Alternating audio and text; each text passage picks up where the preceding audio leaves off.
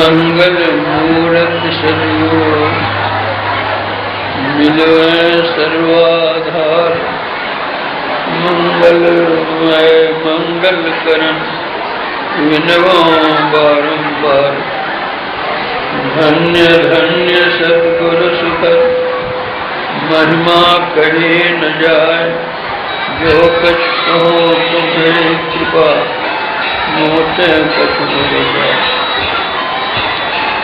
माननीय मंत्री महोदय, समवेत समादरणीय सज्जन वृंद, आदरणीय माताओं तथा भक्तिमती बहनों, संसार में प्रतिदिन असंख्य प्राणी जन्म लेते हैं और मरते हैं, किंतु हम सब किन्हीं की जयंती नहीं मनाते। आज वैशाख शुक्ल चतुर्दशी को जिनकी जयंती मनाने के लिए हम लोग यत्र तत्र से यहाँ एकत्र हुए हैं, वे कौन थे? जयंती किसी विशेष महापुरुष की मनाई जाती है।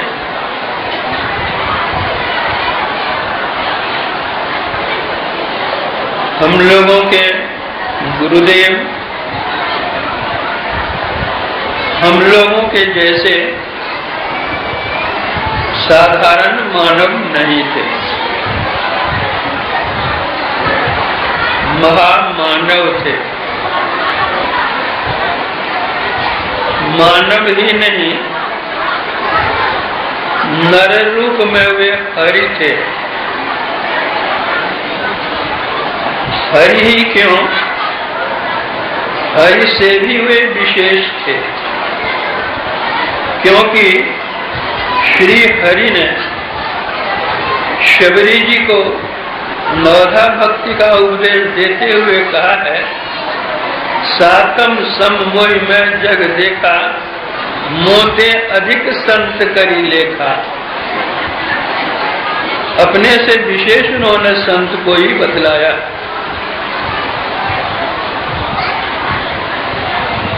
संत वाणी पढ़ने से भी यही बात सामने आती है। संत पलटूदास जी एक संत हुए अयोध्या जी में। उन्होंने कहा, सबसे बड़े हैं संत, दूसरा नाम है, तीजे 10 अवतार उन्हें प्रणाम है। ब्रह्मा विष्णु महेश सकल अवतार हैं, अरे हमारे पलटू सबके ऊपर संत मुकुट सरदार हैं। किसी ने जिज्ञासा की, आपने यह बात कैसे कही? अंधेरे में टटोल कर कही या प्रकाश में जाकर के? उसका वे जवाब देते हैं, बड़ा होय तेहि पूजिए, संतन किया विचार। संतन किया विचार, ज्ञान का दीपक लीना। देवता 33 कोट नजर में सबको छीना। सबका खंडन किया, खोज कर 3 निकारा। तीनों में दुई सही, मुक्ति का एक ही द्वारा।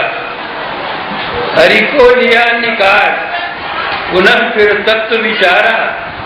हरि है गुण के बीच, असंत है गुण से न्यारा। पलटू प्रथम संत जन, दूजे हैं करता।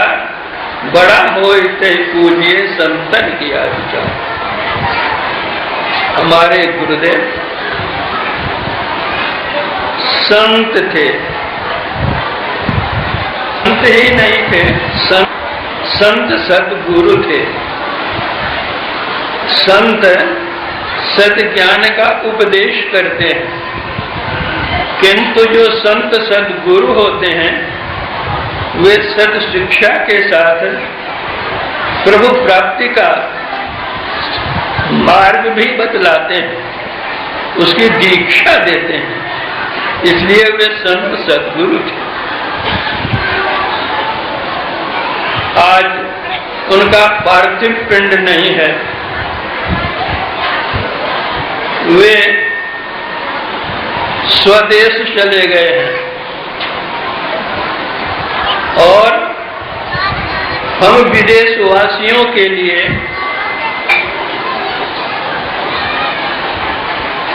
संदेश के रूप में कुछ उपदेश दे गए हैं।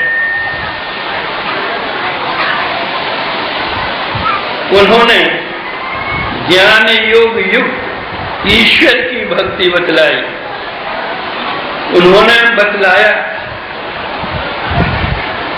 कि ईश्वर एक है, सबके ईश्वर एक हैं, उन ईश्वर को पाने का रास्ता भी एक ही है। जिनको संतवाणी का अधिक संग नहीं हो पाया है वे कहते हैं कि दिल्ली जाने के लिए चारों तरफ से दिल्ली जा सकते हैं, उत्तर से, दक्षिण से, पूर्व से, पश्चिम से। उसी तरह ईश्वर के पास जाने के अनेक रास्ते हैं, लेकिन नहीं, ईश्वर कृत मार्ग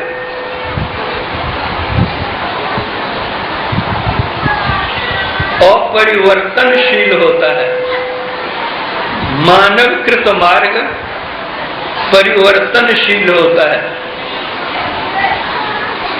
दिल्ली जाने के लिए मानव कृत मार्ग है, लेकिन परमात्मा के पास जाने के लिए परमात्मा कृत मार्ग है। परमात्मा ने एक मार्ग बताया आंख से देखने का, कान से सुनने का, नासिका से वायु ग्रहण त्याग करने का, मुंह से भोजन करने का,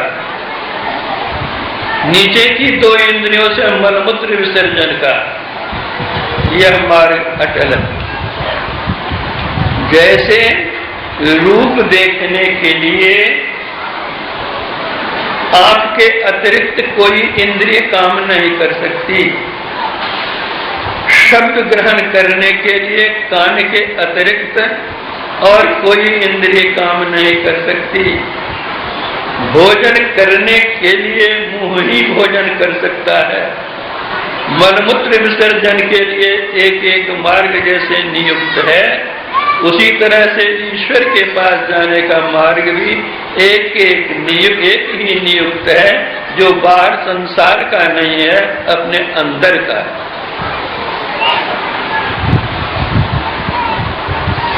कुरान शरीफ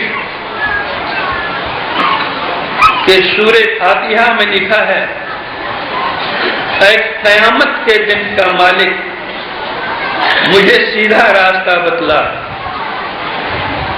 वह सीधा रास्ता कौन सा है?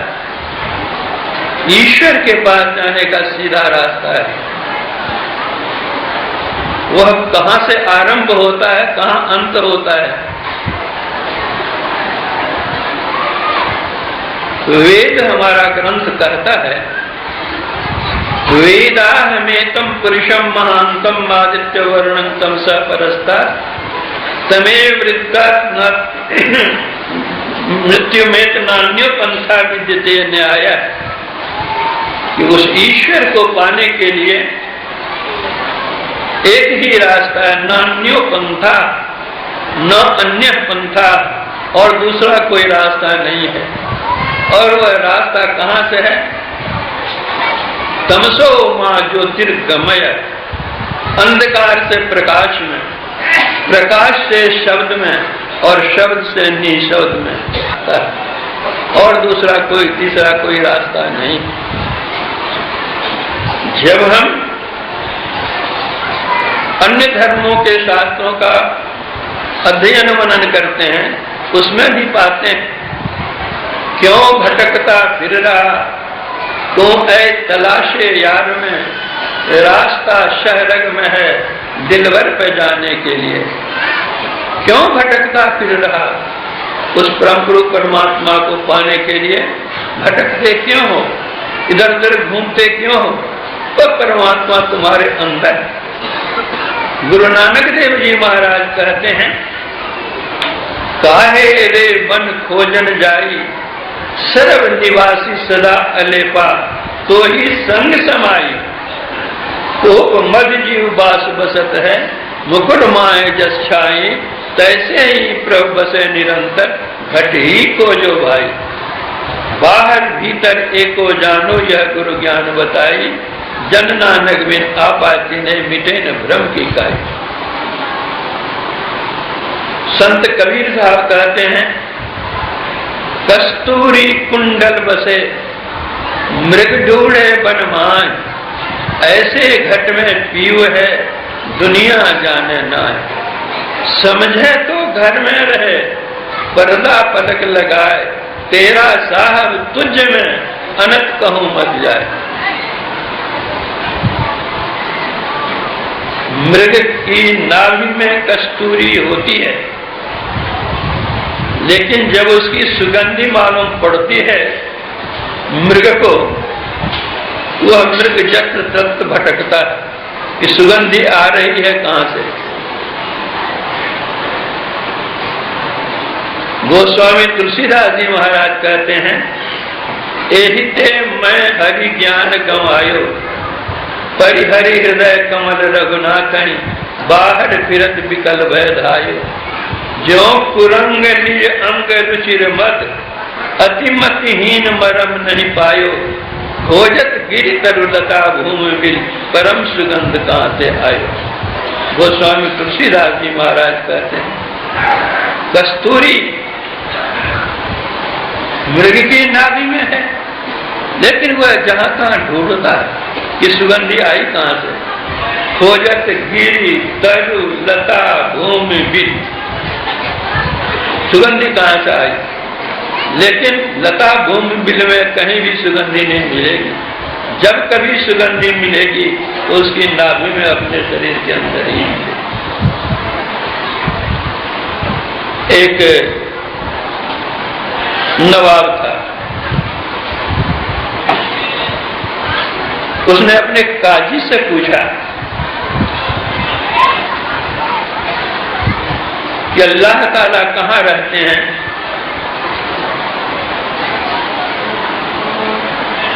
क्या करते हैं, किधर देखते हैं, कैसे मिलते हैं। काजी ने उत्तर दिया कि मैंने तो न्याय की पुस्तक पढ़ी है, इसलिए इन प्रश्नों का उत्तर मैं नहीं दे सकता। नवाब ने कहा, 1 सप्ताह का समय दिया जाता है, उत्तर दो, नहीं तो तुम दंडित होगे। बेचारे बड़े चिंतित हुए, कहाँ खोजूं, किनसे पूछूं। चिंतित होकर के अपने आप बिछावन पर आकर लेट गए। उनका एक नौकर था, उसका नाम था पाजी।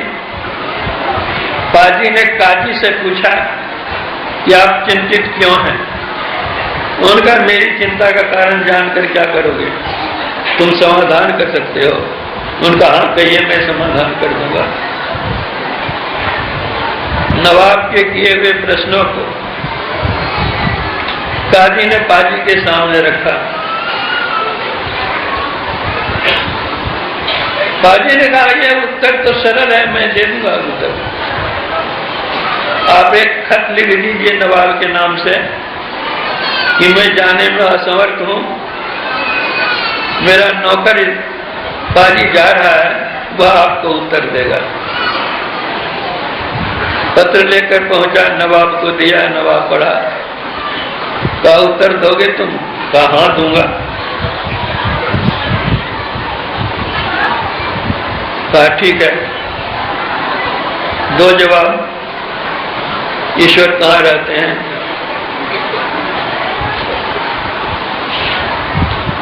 पाजी ने कहा, नवाब साहब देखिए आप गजब के आदमी हैं। अरे जो पूछता है प्रश्न और जो देता है उत्तर, उसके बैठने के स्थान में अंतर होना चाहिए। आप पूछेंगे आप नीचे बैठिए हमसे और मुझे ऊपर बिठाइए। नवाब ने देखा थोड़ी देर के बाद तो इसकी जान जाएगी ही। अपनी गद्दी पर नवाब ने बिठा दिया उसको।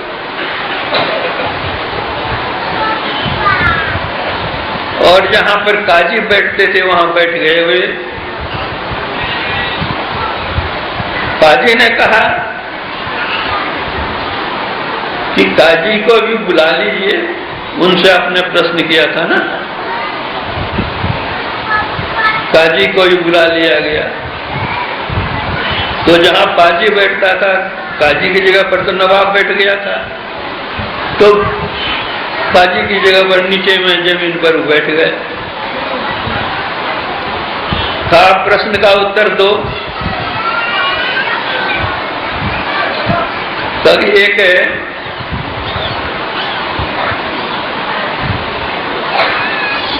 धेनु गाय मंगाइए, उसके साथ बछड़ा हो और दूहने वाला भी हो। आदेश देते ही सब उपस्थित हो गए वहां।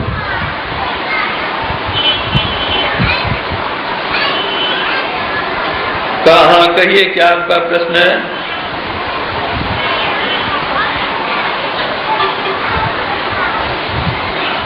नवाब ने कहा कि खुदा कहाँ रहते हैं, कहाँ मिलते हैं, क्या करते हैं, या कुछ नहीं, किधर देखते हैं? तो कहा कि एक मोमबत्ती मंगाइए। एक मोमबत्ती मंगाई गई। बाजी ने कहा इसको जलाइए। मोमबत्ती जलाई गई। बाजी ने पूछा कि इसका प्रकाश किधर जाता है? इसका प्रकाश चारों तरफ जाता है। बाजी ने कहा उसी तरह जो परमात्मा है वे चारों तरफ देखते हैं।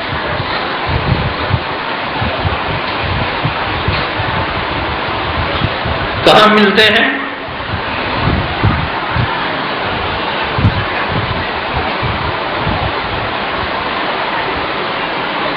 तो जो गोपाल था उसको कहा गाय दूहो जी। गाय दूह करके दूध लाया गया। कहा दूध मेरे पास लाओ। दूध बाजी के पास चला गया। नवाब ने कहा गाय मंगाया था तुम्हारे लिए, मैं जो पूछता हूं उसका जवाब दो पहले। काजी ने कहा वही जवाब तो मैं दे रहा हूं। तो क्या जवाब दे रहा है? बोला देखिए गाय का दूध मिलता है उसके स्तन में, थन में। तो गाय का थन तो इतना बड़ा है, लेकिन दूध उससे 10 किलो निकाला गया है।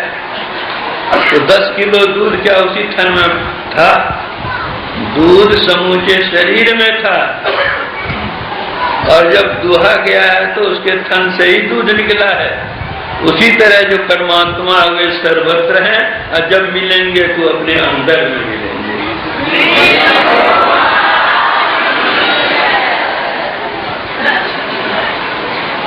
नवाब ने पूछा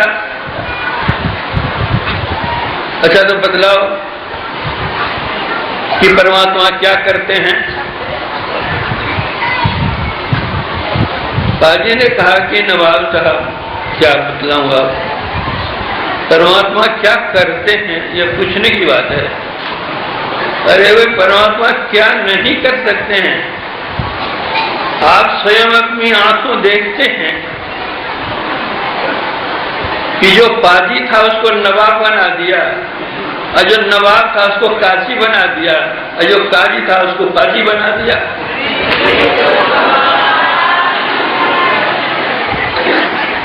तो परमात्मा क्या नहीं कर सकते? परमात्मा सबके अंदर में सर्वव्यापी है, सर्वशक्तिमान है। तो हमारे गुरु महाराज ने जो ज्ञान दिया उसी एक ईश्वर का ज्ञान दिया। हम लोग शास्त्र में पढ़ते हैं तमसो मां ज्योतिर्गमय, हे प्रभु मुझे अंधकार से प्रकाश में ले चल। असत मां सदगमय, असत से सत में ले चल। मृत्यु और मां अमृत गमय, मृत्यु के मुख से निकाल करके हमें तत्व को लाभ करा। मीनार करके देखिए कितना सजा हुआ है। एक तरफ है तमस अंधकार, दूसरी ओर है प्रकाश। एक ओर है असत, दूसरी ओर है सत। एक ओर है मृत्यु, दूसरी ओर है अमृत। अब इस पंक्ति से देखिए तो हमारा शास्त्र कहता है जब तक अंधकार में रहोगे तब तक असत में रहोगे और तब तक मृत्यु के मुख में रहोगे, और जब तुम अंधकार से प्रकाश में जाओगे तो असत से सत में जाओगे और मृत्यु के मुख से छूट करके अमुझ तत्व लाभ करोगे। कहेंगे हम तो प्रकाश में हैं, अंधकार में कहाँ है? आपका शरीर प्रकाश में है, लेकिन आप कहाँ हैं? आप शरीर के भीतर हैं, बाहर में नहीं। बाहर की चीजों को आंखें खोल करके हम खोलते हैं, भीतर की चीज को क्रिया उलट दीजिए, आंखें बंद करके देखिए। आंखें बंद कर देखते हैं तो क्या मालूम पड़ता है? अंधकार मालूम पड़ता। इसी अंधकार में हम हैं बैठे हुए, कुछ सूझता नहीं है। एक संत हुए राधा स्वामी साहब, उन्होंने कहा इस नगरी में तिमिर समाना, भूल भरम हर बार, खोज करो अंतर उजियारी, छोड़ चलो नौ द्वार। जब तक नौ द्वार में हम रहेंगे अंधकार में हम रहेंगे। नौ द्वार से जब 10वें द्वार में जाएंगे तब अंधकार से प्रकाश में जाएंगे। और जब तक हम अंधकार में रहेंगे तो भूल भरम हर बार, मन में हम सोचेंगे कि ऐसा काम नहीं करना चाहिए, नहीं करेंगे, लेकिन मौका आएगा उस काम को कर बैठिएगा। क्यों? इसलिए कि अंधकार में। अंधकार से प्रकाश में कैसे जाएंगे हम? इसका यत्न हमारे गुरु महाराज बतलाते थे। श्रीमद् भगवद गीता में कविम पुराण मनुषास्तारम मनोरणीयम समुसृज्य सर्वस्य धातारम चिंत्य रूपमादित्य वर्णन तम सब परस्तात्। अंधकार के परे आदित्य वर्ण का प्रकाशित स्वरूप। अंधकार से प्रकाश में जाओ। अंधकार से प्रकाश में कैसे जाओ? हम लोग जागृत, स्वप्न, सुषुप्ति, इन 3 अवस्थाओं में प्रतिदिन जाते हैं। जिस समय हम जागृत में रहते हैं उस समय स्वप्न का, सुषुप्ति का ज्ञान नहीं होता। जब हम स्वप्न में जाते हैं तो जागृत का, सुषुप्ति का ज्ञान नहीं होता। जब हम सुषुप्ति अवस्था में जाते हैं तब जागृत और स्वप्न का ज्ञान नहीं होता। जिस अवस्था में रहते हैं हम उसी अवस्था का ज्ञान होता है। इसलिए संत लोग कहते हैं कि इस अज्ञान की अवस्था से तुम अपने को ज्ञान में ले चलो। कैसे ले जाओगे? जब तक 9 द्वार में हो तब तक ज्ञान में नहीं। कितना भी कुछ ऊंचा से ऊंचा पद हो लेकिन भूल भरम होता रहेगा।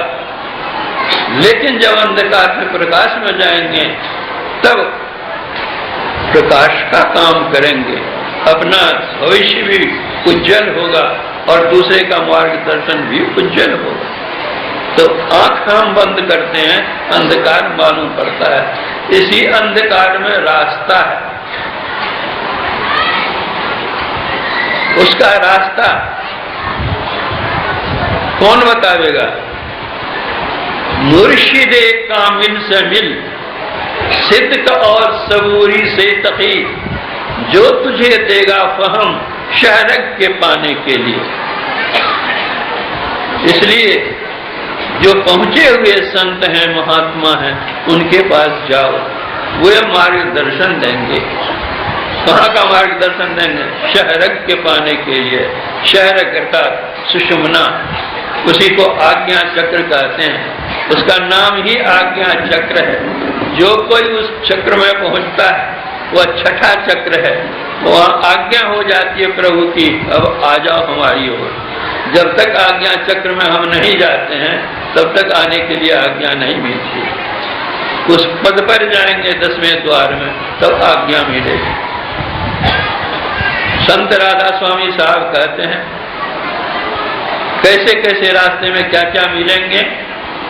सहस कमल चर त्रिकुटी धाओ, भंवर गुफा सतलोक निहार, अलग अगम के पार सिधारो, राधा स्वामी चरण संभार। तो इस तरह रास्ते से अंधकार से हम प्रकाश में जाएंगे, प्रकाश से शब्द में जाएंगे और निशब्दम परमम पदम। ध्यान बिंदु उपनिषद में लिखा है जो सामवेद का है, बीजाक्षरम परम बिंदम नादं तस्योपरि स्थितम स्वशब्दम चाक्षरे क्षीणे निशब्दम परमम पदम। जो अपने अंदर में बिंदु ध्यान करता है, दृष्टि को एकाग्र करता है, एक बना सकता है। गुरु नानक देव जी ने कहा, एक दिशट करी समसरी जाने, जोगी कहिए सोई। केवल जोगी का वेश बना लेने से कोई जोगी नहीं होता है। जो अपनी दृष्टि को एक कर पाता है वही जोगी होता है। बाइबल में लिखा है, यदि तेरी आंख एक हो तो तेरा सारा शरीर उजियाला होगा, और यदि तेरी आंख बुरी है तो देखो तुम्हारे अंदर अंधकार का कितना बड़ा साम्राज्य है। तो हमारे अंदर जो अंधकार का साम्राज्य है उसको पार करेंगे तब प्रकाश मिलेगा, और प्रकाश मिलेगा दृष्टि योग करने से। दृष्टि योग की साधना से अंतः प्रकाश मिलता है, और जिसको अंतः प्रकाश मिल जाता है तो नादं तस्योपरि स्थितम, नाद मिलता है, उसको अंतर्नाद की अनुभूति होती है। और जो अंतर्नाद को पकड़ता है, नाद सो नादों में चलिधर प्रणव सत ध्वनि सारदे, एक ओम सत नाम ध्वनि दे, वे ही हो भव पार दे। जो कोई उस अंतर प्रकाश को पाता है, अंतर्नाद को पाता है, वह नाद परम प्रभु परमात्मा तक पहुंचा देता है। क्योंकि नाद में यह गुण होता है अपनी ओर आकर्षण करने का। अंधेरी रात हो, आप एक जगह खड़े होकर तू की आवाज कीजिए, कुत्ता आपके पास आ जाएगा। आपकी आवाज सुन करके कुत्ता आपके पास आता है। जो परमात्मा की ओर से ओम स्फोट उद्गीत प्रणव ध्वनि आ रही है, उसको सुनेंगे तो आप किधर जाएंगे? परमात्मा की ओर की आवाज सुन करके आप परमात्मा के पास जाएंगे। यही रास्ता हमारे गुरु महाराज ने बतलाया। इसके लिए घर-बार परिवार रोजगार छोड़ने की जरूरत नहीं है। घर-बार परिवार रोजगार में रह करके इस साधना को कर सकते हैं। यह सरल साधना है। बिंदु ध्यान विधि, नाद ध्यान विधि, सरल सरल जग में पड़ जाए। लेकिन जिस तरह से हम डॉक्टर के पास जाते हैं, डॉक्टर दवाई लिख देते हैं और परहेज भी बतला देते हैं, उसी तरह प्रभु पाने का रास्ता तो यही है। लेकिन इसके लिए संयम यह है, गुरु महाराज ने बतला दिया है कि झूठ मत बोलो, चोरी नहीं करो, नशीली किसी चीज का सेवन नहीं करो, हिंसा नहीं करो, अर्थात मांस मछली अंडा आदि का सेवन नहीं करो, पर स्त्री पर पुरुषगमन नहीं करो, झूठ चोरी नशा हिंसा व्यभिचार, इन पंच पापों से अपने को बचा कर रखो। तब क्या होगा? गुरु नानक देव जी ने कहा, सूचे भाटे सांच समावे, विरले सूचाचारी, तंते को परम तंत मिलाया, नानक शरण तुम्हारी। पवित्र बर्तन में सत्य अंटा, तब परमात्मा की प्राप्ति होगी। और संसार में रहने के लिए वेद कहता है संगच्छध्वं संगवदध्वं संगवो मनांसि जानताम देवा भागम यथा पूर्वे संजानाना उपासते। आपस में सब मेल से रहो, प्रेम से रहो। जात पात की कोई बात नहीं है, जाति पात पूछे नहीं कोई। हरि को भजन सो हरि का भजन। जो ईश्वर को भजन करेंगे वो ईश्वर को पाएंगे। हिंदू मुस्लिम सिख ईसाई जैन बौद्ध सब भाई भाई यहाँ सब। और प्रमुखापेक्षी मत बनो। अपने जीवन यापन के लिए कुछ न कुछ पवित्र कमाई अवश्य करो। यह संत मत के सिद्धांत का सार आप लोगों के सामने थोड़ा सा मैंने कहा।